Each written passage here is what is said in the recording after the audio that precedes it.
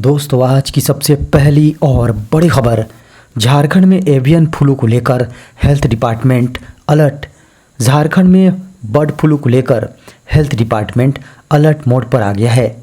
स्वास्थ्य विभाग द्वारा जरूरी निर्देश दिए गए हैं। स्वास्थ्य की विभिन्न इकाइयों से कहा गया है कि वे सतर्कता बढ़ाएं, लोगों को जागरूक करें, साथ ही डिपार्टमेंट के निर्देशों का 100% अनुपालन करना सुनिश्चित। बता दें कि झारखंड में एवियन फ्लू यानी बर्ड फ्लू ने दस्तक दे दी है।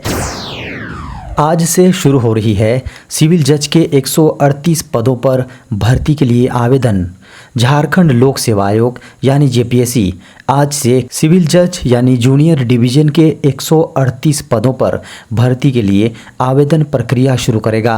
जेपीएससी की इस भर्ती परीक्षा में भाग लेने के इच्छुक अभ्यर्थी आयोग की ऑफिशियल वेबसाइट jpsc.gov.in पर जाकर आवेदन कर सकेंगे।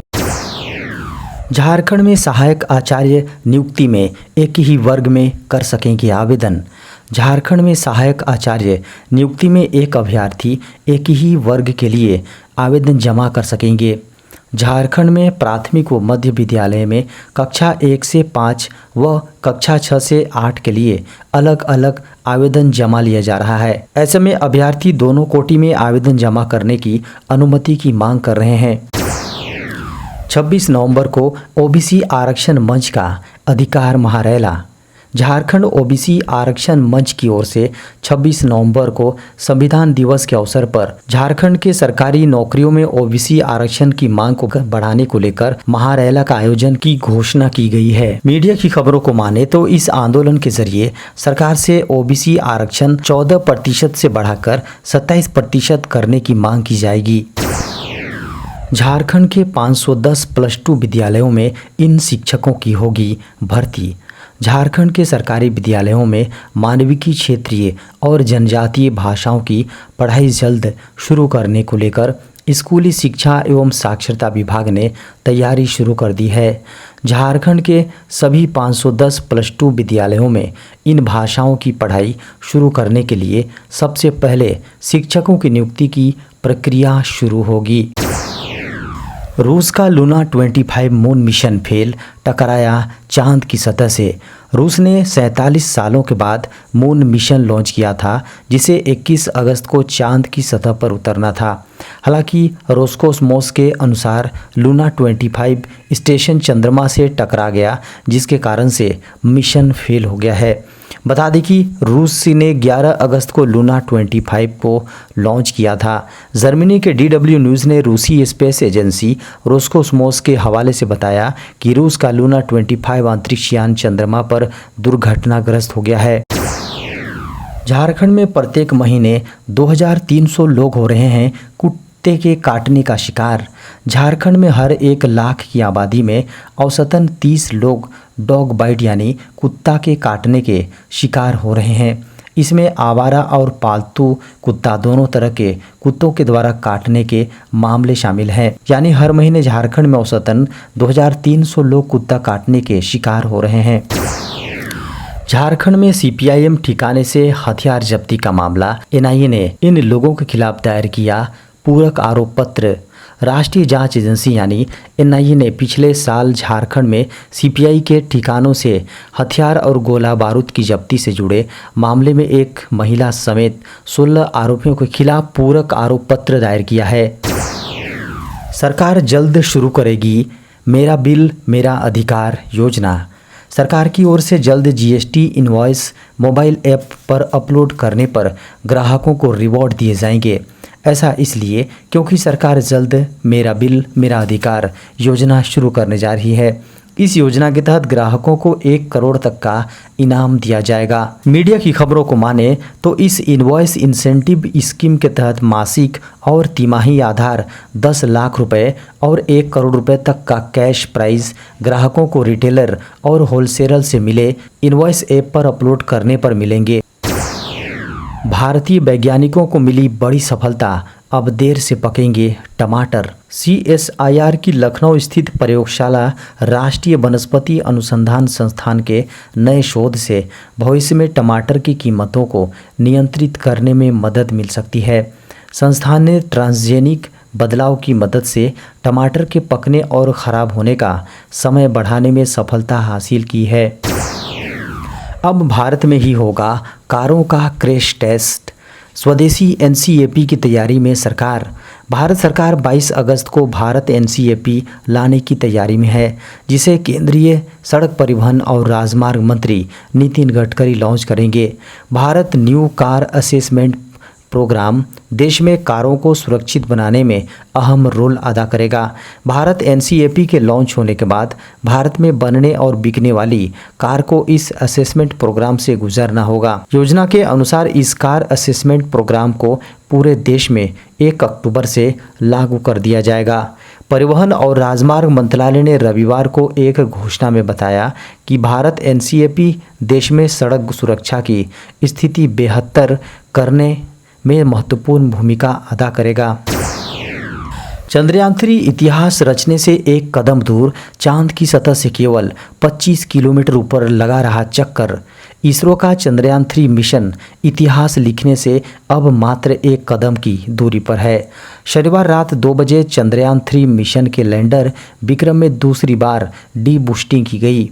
इस डी बूस्टिंग के बाद अब लैंडर विक्रम चंद्रमा की धरती के और करीब पहुंच गया है।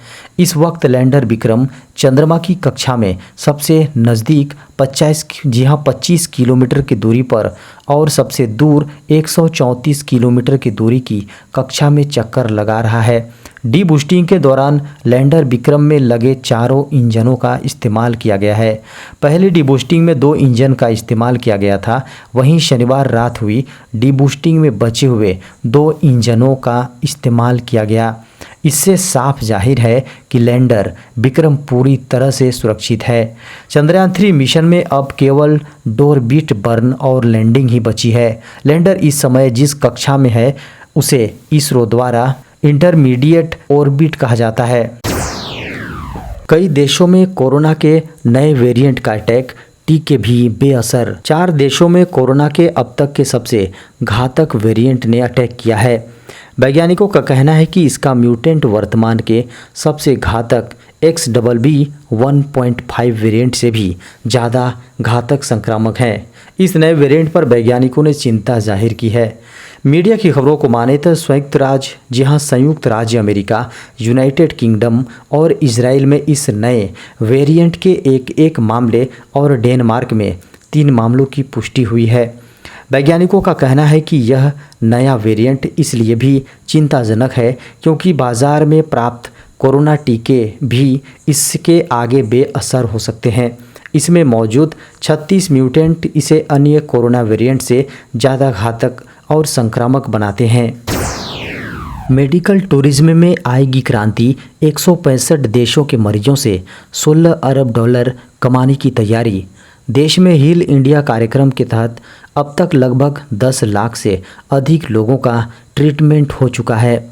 तय योजना के अनुसार के 2027 यह संख्या बढ़कर 2 गुनी से भी अधिक हो जाएगी।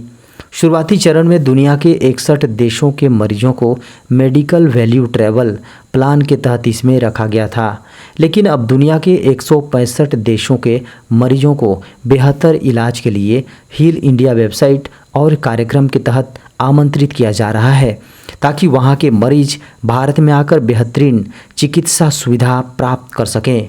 इसके अलावा सिंगल विंडो कॉन्सेप्ट से दुनिया के अलग अलग मुल्कों से आने वाले मरीजों को सारी सहूलियत उपलब्ध करा दी गई है। केंद्रीय स्वास्थ्य मंत्रालय के अधिकारियों के अनुसार देश में अगले कुछ वर्षों में दुनिया के अधिक से अधिक मुल्कों के मरीज हील इंडिया कार्यक्रम के तहत इलाज कराने के लिए देश में पहुंचने वाले हैं। देश में 24 घंटों में मिले कोरोना के 72 नए मामले। भारत में कोविड-19 के एक्टिव मामलों में वृद्धि दर्ज की गई है। 19 अगस्त 2023 को सक्रिय मामलों की संख्या 1452 के आसपास बनी हुई है। 18 अगस्त 2023 की सुबह 8 बजे केंद्रीय स्वास्थ्य एवं परिवार कल्याण मंत्रालय द्वारा जारी आंकड़ों के अनुसार देश में एक्टिव मामलों की संख्या 1441 थी, जबकि 17 अगस्त 2023 को इनकी संख्या 1436 दर्ज की गई थी। स्वास्थ्य मंत्रालय द्वारा जारी आंकड़ों के अनुसार पिछले 24 घंटों में 72 नए मामले सामने आए हैं, जबकि 60 लोग कोविड-19 से रिकवर हुए हैं। देश में पिछले 24 घंटों में महामारी से एक व्यक्ति की मौत हुई है। भारत में कोविड-19 से मरने वालों का आंकड़ा 5,31,925 दर्ज किया गया है। इससे पहले 18 अगस्त को 50 नए मामले सामने आए थे, जबकि 17 अगस्त को 33 नए मरीज मिले थे, जबकि 1 नवंबर 2022 को 1046 नए मामले सामने आए थे। एंटीबायोटिक के कम उपयोग को लेकर गाइडलाइन जारी करने वाला देश का पहला राज्य बना केरल। केरल ने राज्य में एंटीबायोटिक दवाओं के अधिक इस्तेमाल को कम करने के लिए ब्लॉक स्तरीय समिति बनाई है, जिन्हें साख की तरह की गाइडलाइन दी गई हैं। साथ ही राज्य में इससे संबंधित जागरूकता फैलाने का उत्तरदायित्व भी सौंपा गया है। ऐसा करने वाला केरल देश का पहला राज्य बन गया है। केरल में राज्य में एंटीबायोटिक दवाओं के अत्यधिक उपयोग को नियंत्रित करने के लिए ब्लॉक स्तरीय एंटी माइक्रोबियल रेसिस्टेंस कमेटी के लिए SOP जारी किया है। ऐसा करके केरल इस उद्देश्य के साथ आगे बढ़ने वाला भारत का पहला राज्य बन गया है। ब्लॉक स्तरीय AMR समितियों के गठन, उद्देश्यों, कार्यों और निगरानी के संबंध में एक व्यापक दिशा निर्देश जारी किया गया है। एंटीबायोटिक साक्षरता हासिल करना ब्लॉक स्तरीय AMR समितियों का मुख्य कार्य है।